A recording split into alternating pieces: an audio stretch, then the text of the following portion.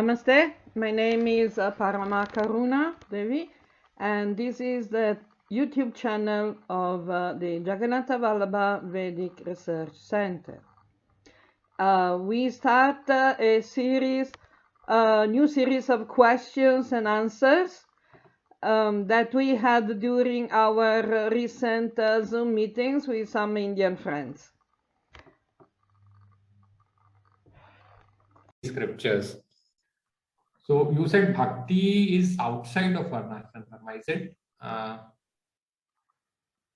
So how to identify, like, if I am eligible for bhakti or jnana, or like in current situation when we are not into the varnashram? That's a very good question. That's a very good question.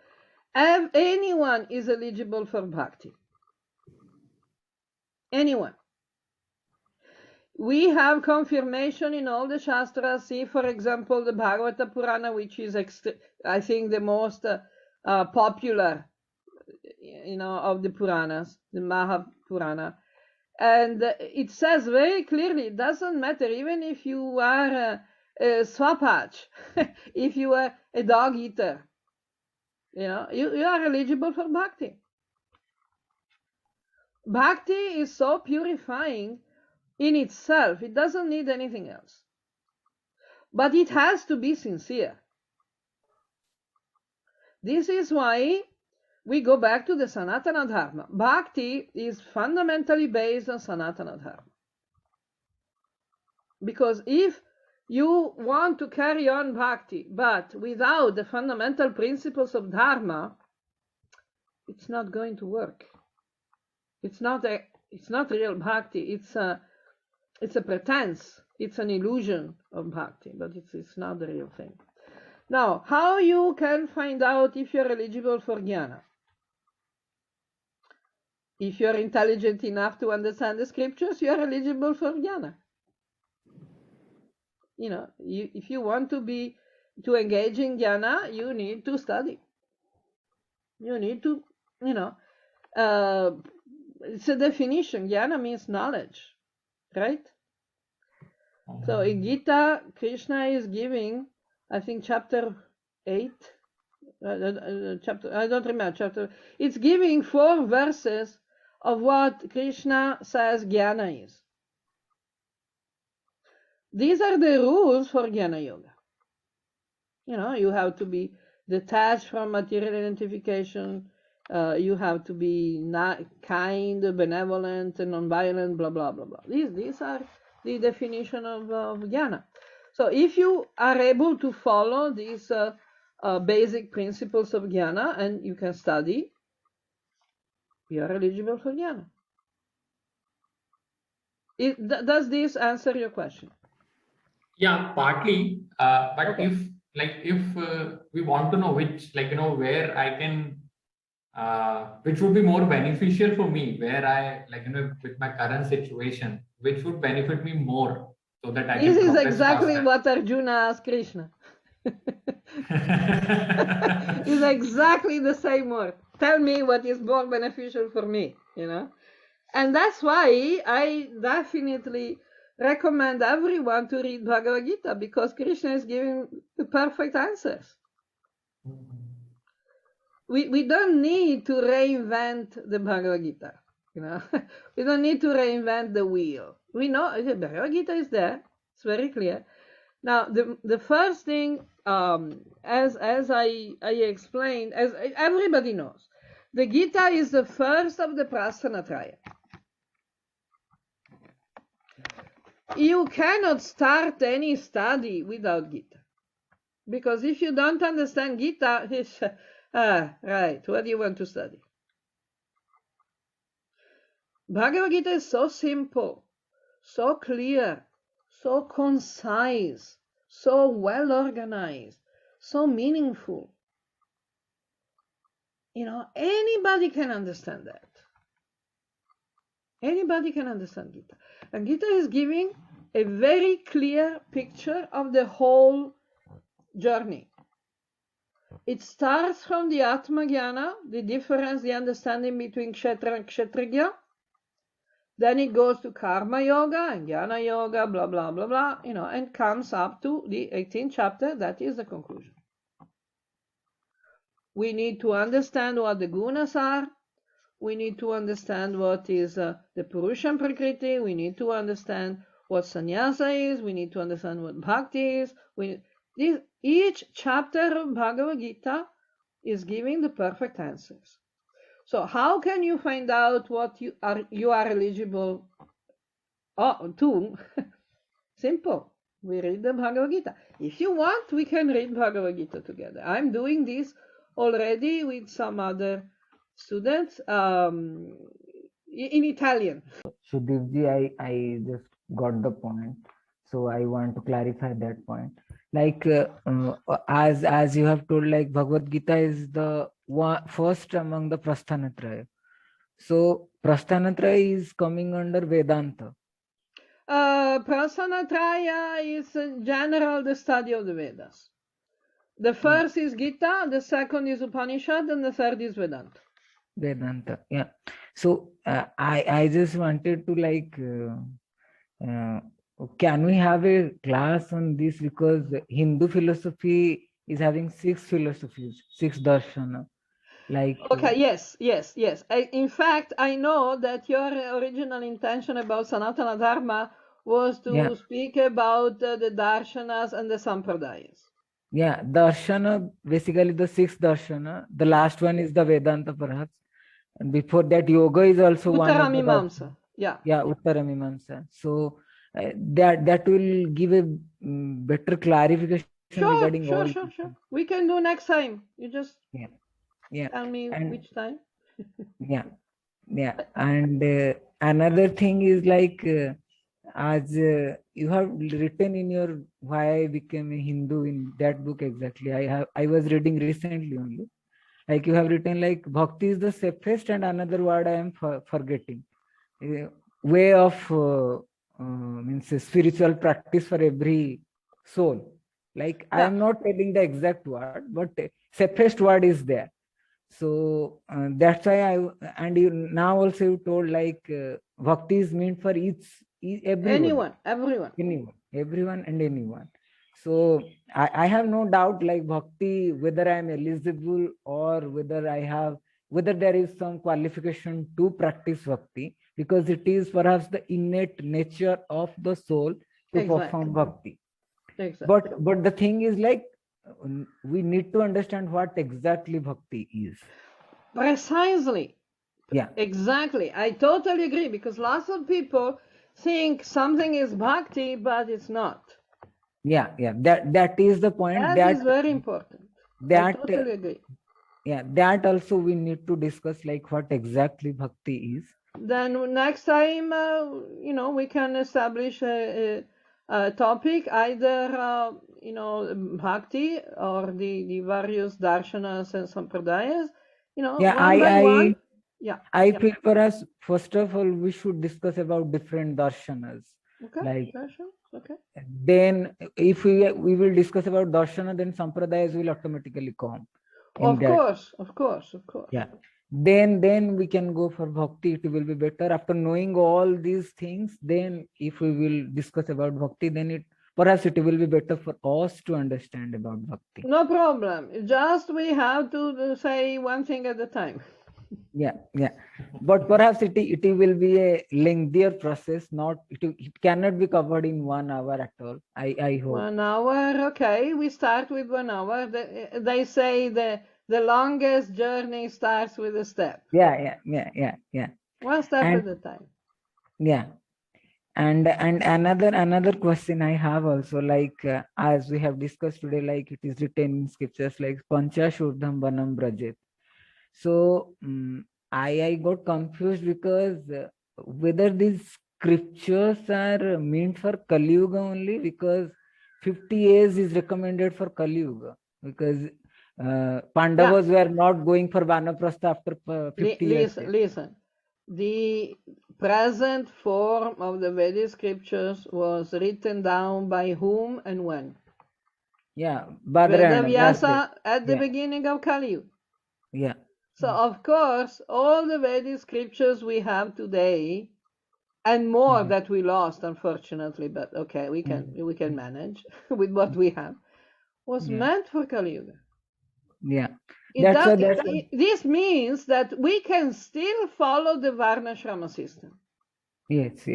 It's not that it's not possible, or it is forbidden. It's not allowed. No, we can do it. We can do it. We should know what we're doing, though. Yeah. But the Varnashrama system meant for Kali Yuga is not exactly the same meant for Satya Yuga. Of course not. Yeah, that's why there is only one Varna, like Paramahansa Varna in Satya And one Yuga. ashram. Yeah, one ashram. Yeah. One Varna and one ashram. So the Chatur Varnyam, Mayam Shrishtam, is for Kali Yuga. Kali Yuga, yeah. But still, in Kali Yuga, even, like Krishna in Bhagavad Gita is saying, if you can do this, okay. If you cannot do this, at least try to do this. At least try to do this. Because we have, different approaches, different possibilities for everyone can get a benefit from whatever position they are. They can get a benefit.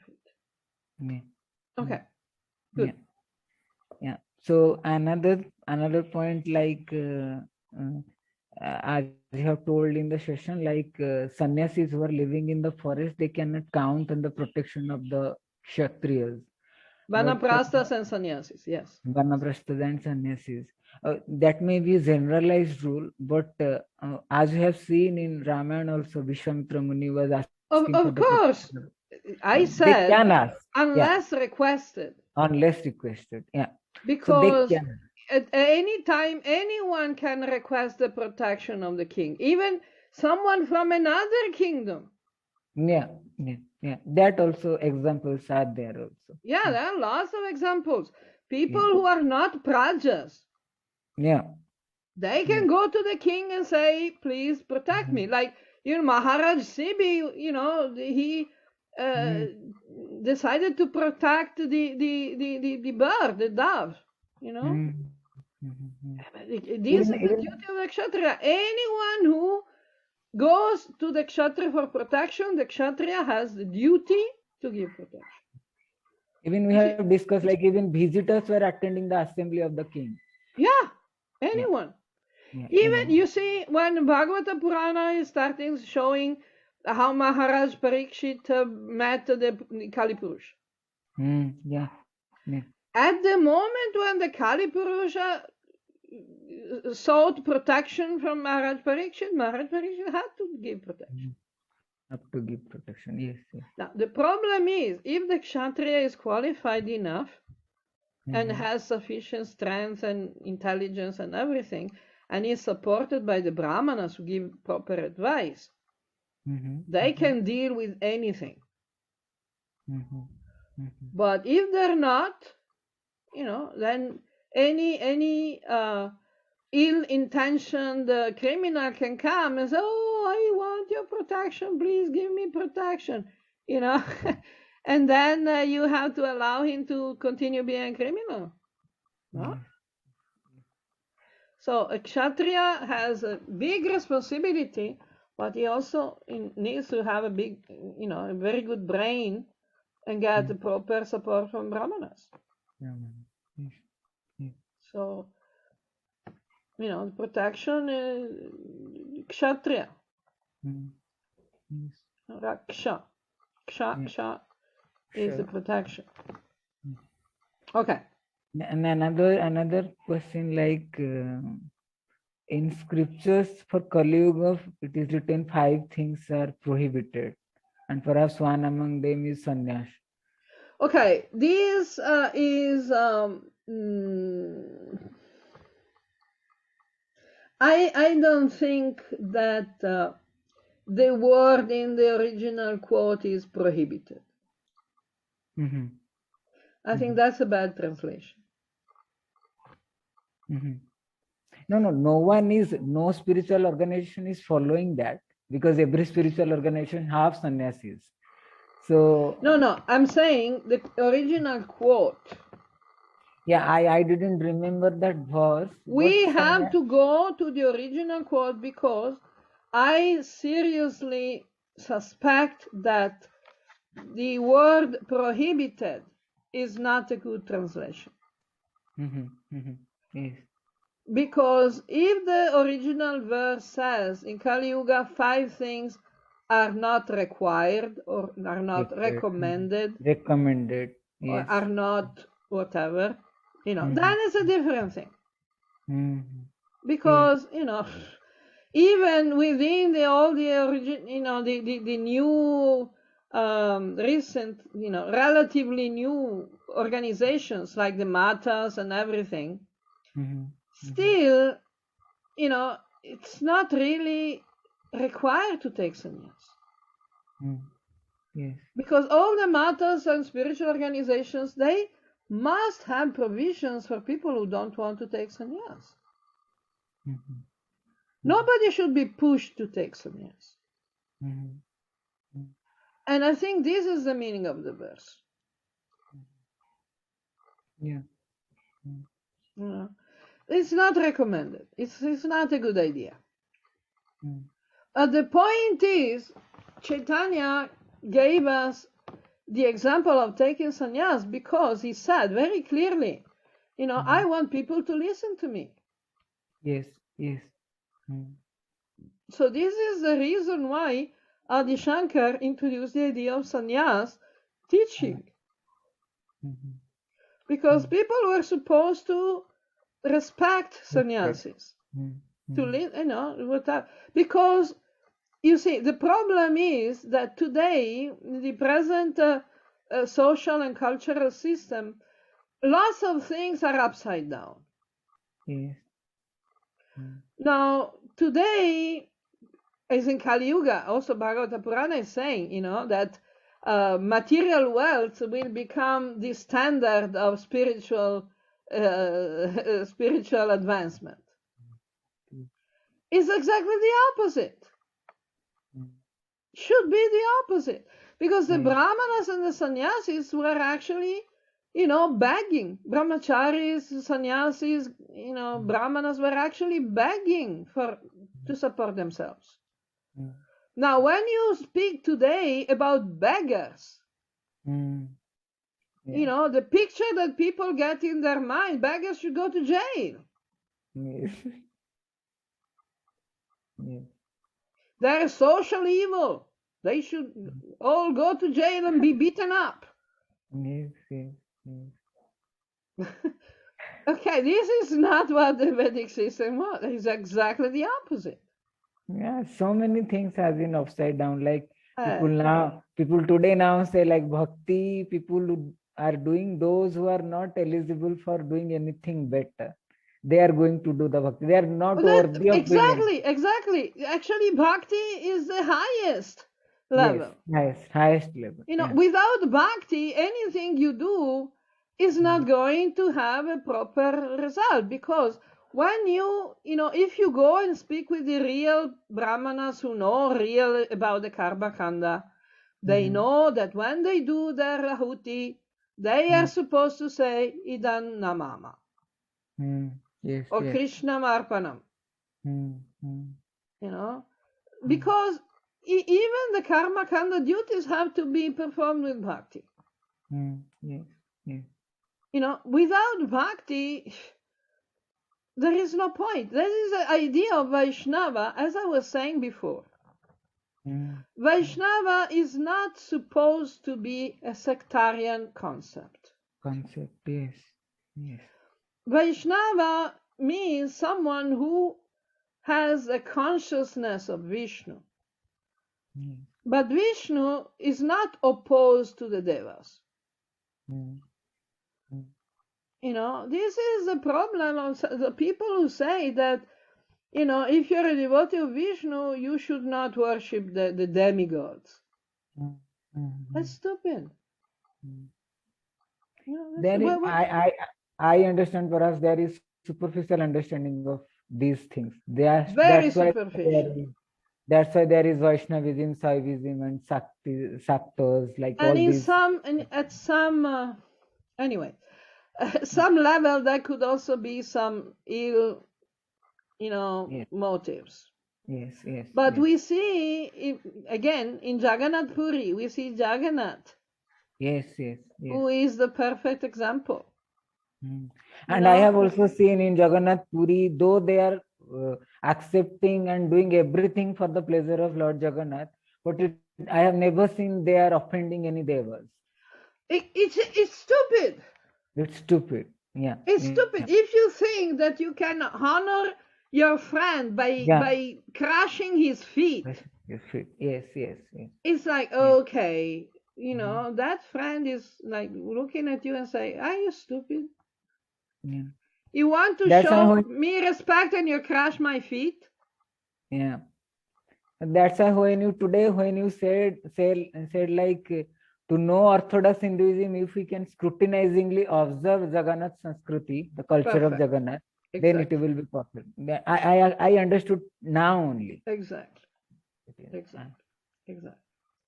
So okay, so this is my work. Yeah. We'll So continue on that. yeah, hope we will discuss about the 6 darshanas of Hinduism. Sure. And then we will